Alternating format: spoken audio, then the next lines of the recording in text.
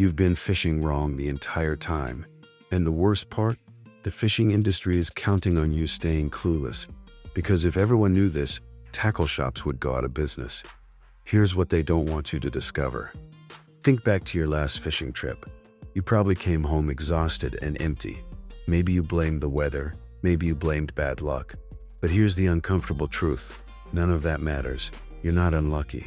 You're just playing a game based on lies that got passed down from angler to angler like some kind of fishing curse. Today, I'm breaking the chain. I'm showing you the 5 biggest myths that are literally stealing your catches. And every single one of them is backed by actual science, not Instagram influencers or your buddy's uncle. The reason I'm telling you this is simple. Once you understand why these myths are wrong, you won't be able to unfishing trip the same way again. Let's go. Myth number 1 is the most widespread lie in fishing, and it costs anglers millions of dollars every year. Fish can't see red. Your brain immediately says no, because you've been told fish are colorblind to red. But here's what actually happens underwater. Fish don't just see red. Many species see colors way better than you do. They've got 4 types of color receptors while humans only have 3. So why does the red myth exist? Because at deeper depths, red light gets absorbed by water before it even reaches the fish. At 20 feet down, red looks like gray. At 40 feet, it's completely invisible. But in shallow water, especially near the surface, red pops out like a neon sign to a fish. You weren't wrong to buy red lures. You just didn't know when they actually work. That's the problem with myths. They're built on pieces of truth, twisted until they become useless. Myth number 2 has been killing your fishing success for your entire life, and you probably believe it right now. Fish will bite during full moons. Every fishing forum says the same thing. Every angler at the dock repeats it like scripture.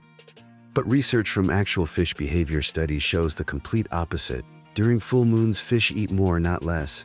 Why? Because moonlight means visibility. Fish become more active hunters when they can see better. The worst fishing days aren't full moons, they're new moons when it's pitch black and fish barely move. This myth got flipped somewhere in history, and it's been costing people catches ever since.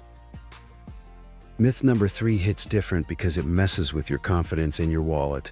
You absolutely need expensive gear to catch fish. A pro angler with a $50 rod will outfish a beginner with a $500 rod every single time. The equipment doesn't catch fish, your brain does. Understanding water temperature, fish behavior patterns, and what bait actually works, that's what catches fish. I've watched guys spending $5 grand on gear come home empty, while a kid with a basic setup fills a cooler. Gear helps, sure, but it's like buying a Ferrari when you don't know how to drive. Pointless.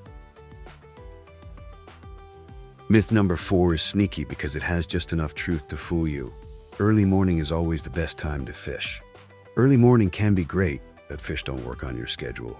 They eat when you're hungry, and hunger depends on water temperature, weather systems, and food availability. Some of the best fishing happens at 2 p.m. if the conditions line up right. The real secret?